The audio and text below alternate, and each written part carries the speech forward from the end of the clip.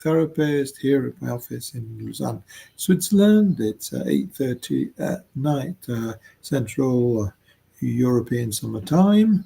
It's Tuesday, the 27th of May, 2025. It's the fifth week of our 10-week challenge. And tonight I'm going to talk about dependencies so we can understand them a bit better and see what we can find out, see what we can learn. And maybe if you have, or if you know somebody that has certain dependencies, maybe we can help you move forward and trying to deal with them in a healthy way. As usual, I talk a little bit about my day since I am also doing the 70-day challenge with everybody else. So it's also part of what I do so that you know that you're not alone with this. So today being Tuesday, Monday I was fasting, and Tuesday I was sort of like starting to not fast. I went to my urologist who checked my prostate, which is about twice as big as it should be. But with the medication and everything is going well. So I'm still here, and I'm going to stay here for a while. So no worries there. And I came back, and I started work, and I saw quite a lot of patients, and it was quite interesting, although quite tiring. And at the end of with my patients, I ran over to the gym, and I did sort of like half an hour, three-quarters of an hour of fitness. But a bit tired today, and not as on form as I would like to be. And also, I'd planned to have a protein drink or something during the day, since I've not eaten since last night, and it just didn't happen. So maybe I was a bit lacking in energy because of that. I don't know. So anyway, that's my day. Now I'm here with you, and we're going to talk about dependencies. So, first of all, I would like to reflect on the difference between habits and dependencies, because habits and dependencies seem to be similar. Habit we do often. If we don't do it, we feel bad. We feel sad. We feel lost. We feel we're missing out on something. The difference is that habit, we feel the lack of it, but the importance on a physical, mental, and emotional level is relatively light. And that's the simplest thing to say. Of course, there are many habits that they create dependencies on a physical level. Habits, dependencies that create physical needs. So that's a bit different. I mean, I used to have a habit of going with my mother for a cup of tea and a cake once a week when I was younger. And not having it, I miss it. And I missed having that moment special with her. But it didn't create any huge suffering or any huge problem because it was a habit. There was something pleasant, but it wasn't something that I needed. Some people smoke. They smoke more from a habit than from a dependency. Now, you can say most people that smoke are dependent on cigarettes. That's not actually true. Many people smoke because it's a habit. You say, well, what's the difference? Well, the difference is that their need for the nicotine and their need for whatever secondary benefits they get from the cigarette actually is not that important. And they possibly do not have a dependent personality. And we'll come back to that in a moment. They're not using the cigarettes for more than the pleasure in the moment, but it's a pleasure. Yes, nicotine can help you relax. It can help control weight. There's a lot of top models that would smoke enormous numbers of cigarettes because they didn't want to eat, and that helped keep the figures and things like that. So that is something that happens, something that exists. But it's not quite the same thing as a dependency. Some people like to eat. I like to eat. And I really enjoy food. And when I don't have food, especially on Monday night because I fast, I feel bad. I feel bad not physically, but emotionally because I find an emotional benefit to eating. But it's not that great. It's not that important. I'm quite capable to not eat, sometimes for 2 or 3 days if I really feel that's necessary for whatever reason. So my pleasure of eating, I'm not dependent on eating. So what is important is to notice when we have dependencies. And dependencies are created when there is a secondary need for whatever the product is. And yes, the products we can be dependent on so many things. Of course, we have food, we have alcohol, we have smoking, we have prescribed medications, we have non-prescribed drugs, we have porn and sex, which are different. We have gaming, betting, shopping. Shopping can be also a dependency, and we can have all sorts of eating disorders which in themselves you would consider a dependency because they don't have a control to stop it, even if it starts to make them to do them harm. And the reason is there is a secondary benefit toward us because possibly people, smoking is less obvious, drinking is less obvious, but even taking recreational drugs. Um, what we see is there are some people that can take something, go to a party, go to a rave, they'll take something and they'll have an experience and they'll have a good time, or they'll go to a party and they'll drink and they might drink quite a lot and they might drink actually quite regularly. But the moment that for some reason they can't, something happens at home or they have more work to do or whatever, it's okay. It's not a problem. It's just a habit. It's just something that's a pleasure. Now, there are other people that if they cannot do that, then things go wrong. They need constantly whatever it is. And the example that I give, which is quite the opposite of being dependent on a product, is anorexia. Now, anorexia, quite simple, not eating, getting too thin, and having all sorts of problems because of that. Now, why do people become anorexic?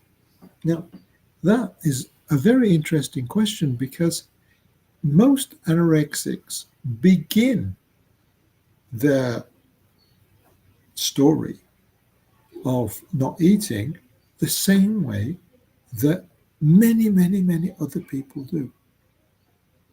It often happens at some point in adolescence. They have a little bit of too much weight. And I mean, sometimes it's a lot, sometimes it's not much. Somebody makes a disingenuous remark. Someone remarks that, oh, you look a bit fat or a bit chubby or whatever. And this happens to so many people in life.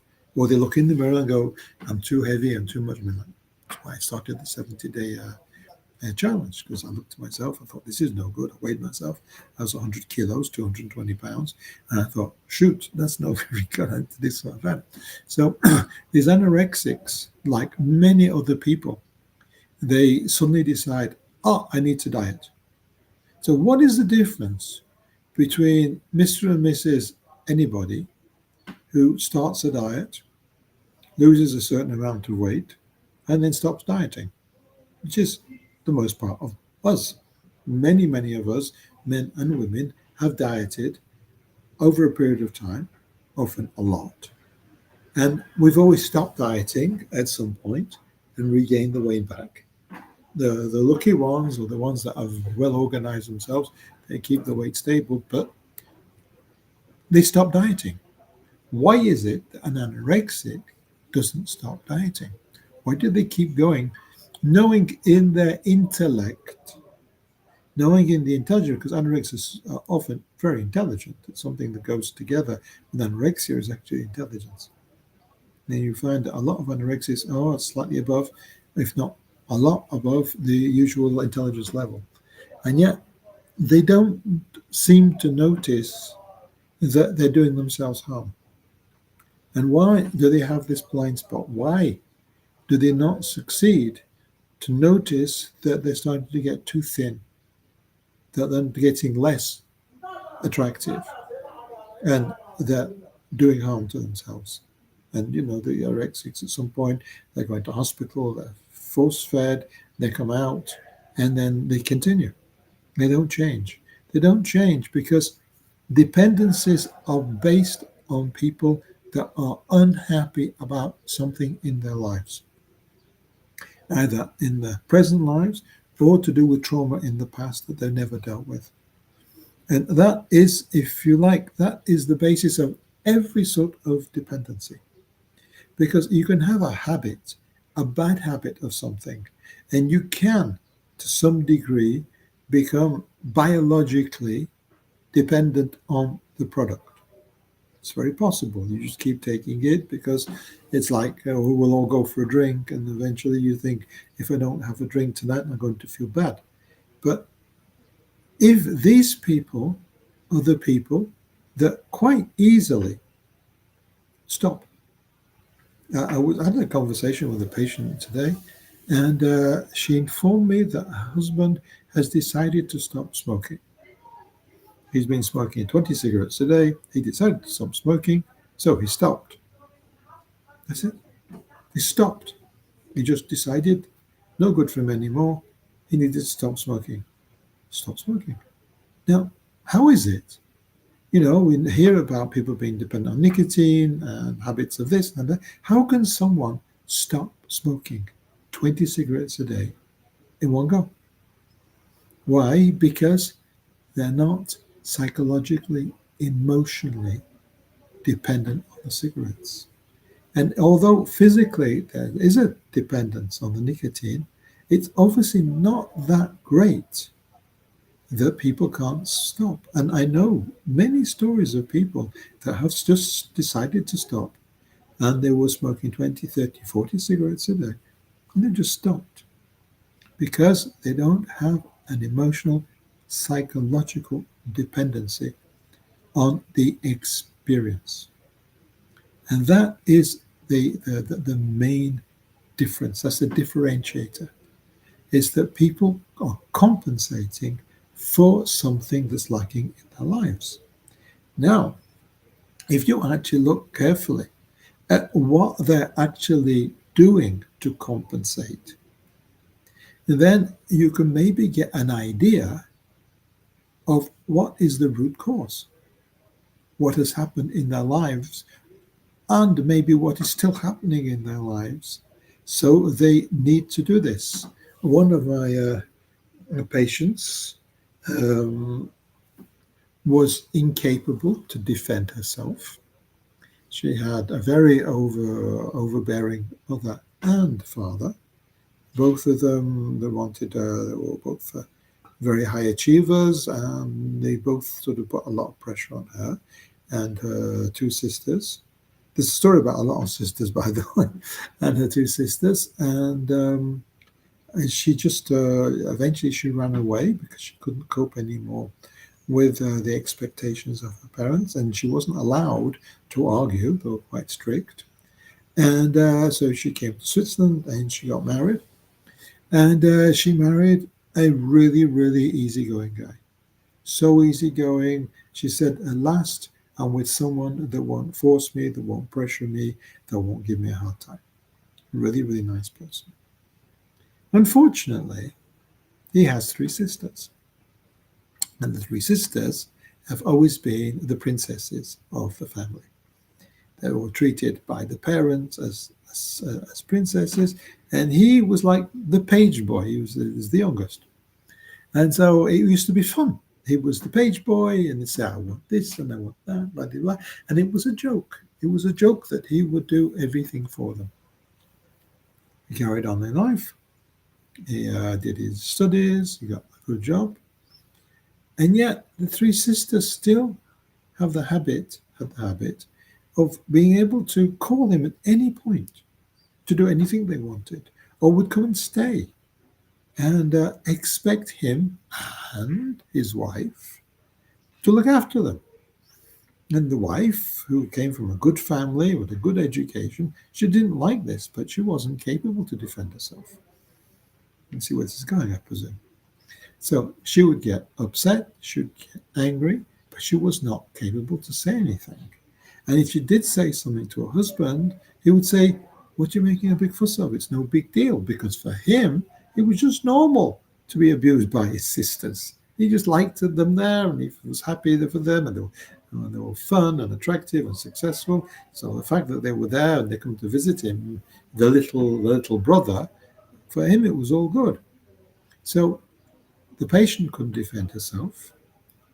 Her husband would not defend her, and she got angry and upset. So what did she do? She ate. She swallowed her anger. And it was something that got worse and worse throughout the relationship, and worse because she felt that these sisters were more and more abusive, more and more present, and she could not do anything. And as we went through our therapeutic process, she became more and more capable to hold a line, to say no, to look for a balance. And eventually, and it took quite a lot of work, her husband started to realize that he and her were being abused by the sisters. There was no respect, there was no appreciation, there was no balance. And eventually she got her husband to defend her. And as she learned to defend herself, as her husband became more protective of her, the bulimia disappeared, because she was less angry. And she could express, and if she was angry, she could express it. And so the need disappeared. Another story, a patient that had a problem of buying. She was a spender, and she spent everything and sometimes a bit more than she earned on clothes, on bags, on shoes, on all the beautiful things that one wants. Why? Why did she need? Because she had two older brothers. The older brothers were intelligent, appreciated by the father, very successful, and she felt miserable. She felt not noticed. She felt not valorized. She felt emotionally poor. She felt poverty. And that poverty pushed her to keep buying expensive things. Because, first of all, she'd go into the posh shop and she'd be treated with respect. And that respect was part of what she was liking. And then she would buy expensive things. She would get even more respect because she was a good customer. And then she would walk around town showing off all these expensive clothes and stuff like that. And people would look at her. And then she would feel respected. Then she'd feel valorized. And then she'd go home. And then she'd realize the mess that she's in financially, that she just can't pay to eat. She can't pay to go out. She can't pay for anything. And then she'd feel very, very poor and useless and insignificant. And then it would start again. Then she would try and find the ways to borrow money or get money, and she ended up with huge debts. And that's why she came. She came to therapy because she was in debt. Not because she knew there was something wrong with her. She just wanted somehow to understand why she was in debt, and we worked through it. And it took quite a while. And that's when we came across Gary's laws of compensation. Now, Gary's laws of compensation is very interesting because they tend to work in most situations. When we feel bad about something, like a fat person feels unloved because maybe they're obese and maybe not many people like that sort of shape of person, and they're not loved, so they feel empty. They feel empty. They fill up their emotional hole with food. They're more obese. It gets worse. She, my patient, as I mentioned, was poor. She felt poor. She was poor. She spent money to compensate for feeling poor. She felt rich when she was buying the things. And then afterwards, she was even more poor than she was before. Someone that's a bit depressed will go drinking. You go drinking, you have a few drinks, you feel better. You have a few more drinks, and you feel more and more depressed. And so on and so forth. Someone that, gamblers, it's always, I don't have enough money. I will gamble so I will get a lot of money quickly. And of course, most of them lose. So again, they have less money and they have more need to find ways to get money quickly and in a not very appropriate way, they gamble more. So the law of compensation is you do something because you feel bad about something. After you feel bad about something, you find a quick fix to do whatever it is that makes you feel less bad about what it is they feel bad about being poor, being empty, etc., being depressed. You do that thing because it doesn't actually resolve your problem in any way. What happens is very quickly you feel worse because it actually worsens your problem. So the law of compensation says if you are in that cycle of compensating, stop. I know it's easy to say and it's not easy to do. I'm very aware of that. But to be aware that whatever you're doing is actually making things worse. The moment you can be aware of that and you can go and look for help and support to stop doing whatever it is. And if for instance you're a bit depressed and you go and you drink, find somebody that you a friend, maybe you have difficulty finding friends, and say, look, I need to stop drinking because I just feel worse. I feel more shitty afterwards, etc., etc., etc. And so, what is important is to try and find out, based often on the dependencies that we've got, what it is that we're trying to compensate for. And it's very often problems from the past, from our childhood, that have never been dealt with, that maybe we've forgotten about, or we've ignored, or we pushed away because it's too complicated, and we don't know how to deal with it. But unless we deal with these problems, lack of self-esteem or self-worth or respect or compensation, all these sort of lacks drag us into doing things we're not comfortable with. For instance, me, I'm not perfect. Honestly, I'm not perfect. One of my imperfections is that I had a father that wasn't capable to validate me. So throughout my life, from time to time, I would meet someone and brag, basically, about how wonderful I am. And then I think, this is stupid, this is miserable. But something within that hole, that gap, that lack of self-worth, would push me into doing something that afterwards I would feel even more miserable. I'd have even lower self-esteem because I go away from the meeting thinking, what the hell have I done?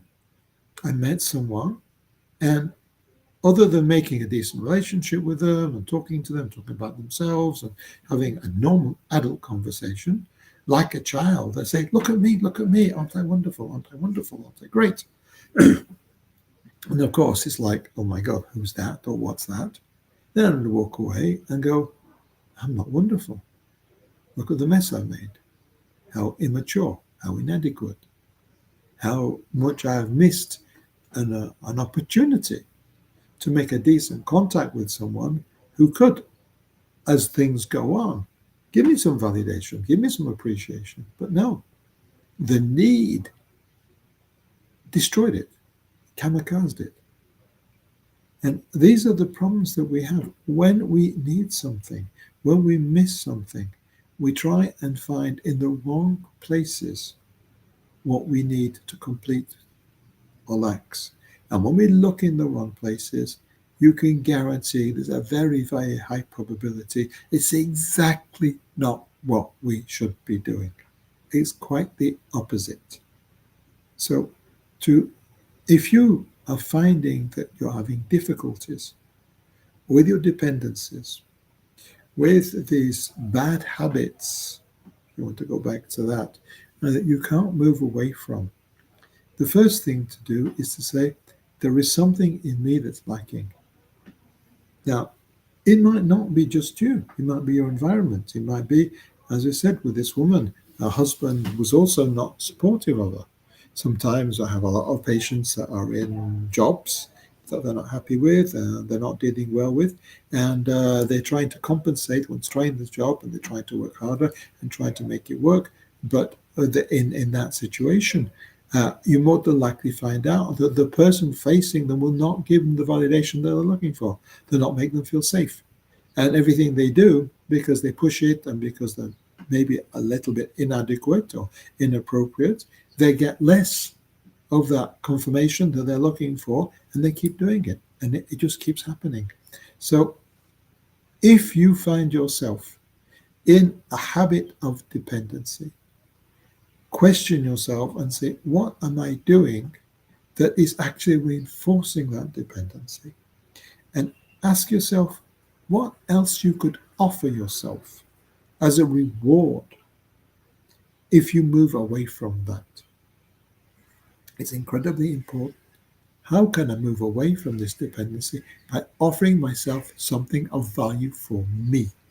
And something for value for you could be doing things for other people. It's not just to be selfish, but it's really important. That's what the 70-day challenge is about. I have something that's not functioning the way I would like. This is what I would like. I've got so much time, and I have the support, well, my support, to do this, and we can move forward. And if it's too much in one step, the 70-day challenge is 3 times a year. So if you don't have enough, you don't go far enough in this goal, we'll meet again in September, and we'll carry on. I have projects that pass over two series of 70. So it can happen. Okay, I hope this has been of some interest to you. If it has, please like, share, subscribe. Remember, this is free. I'm here for you. I'm here 6 days a week. I hope you'll find some benefit. And maybe I'll see you tomorrow. Bye for now. Oh, no. It's only 27 minutes past. We have a few minutes. Or 28 minutes past, something close like that. It's not quite there yet. So I'll take the opportunity to mention again my project for the summer. My project for the summer is to do some individual therapy sessions on the internet. So if you or someone close to you might benefit from 1 or even 2 hours of a session with me, it's again free. You'll obviously have to go on the internet and share your story with hopefully a few hundred people, if not thousands. See what happens at the end of the day. So that's something that's very possible. That's very doable. And other than that, well, I'll come to the end anyway, so it's a bit short tonight. So I thank you for your time. I thank you for your presence. I hope you found it useful. And I'm here 6 nights a week, Sunday, Monday, Tuesday, Wednesday, and Thursday at 8:30 p.m. Central Eastern Summer. It's not Central European. Tired at night. Central European summertime. And Saturday afternoons at 4:30 in the afternoon. So if you can make it there. Sundays, I've now decided it's going to be a meditation evening. So we'll do a meditation or guided meditation or hypnosis, whatever we want to name it. That's going to be Sunday nights. We've already done a few, so that's something to look forward to. And other than that, I'll see you the next time. Bye for now.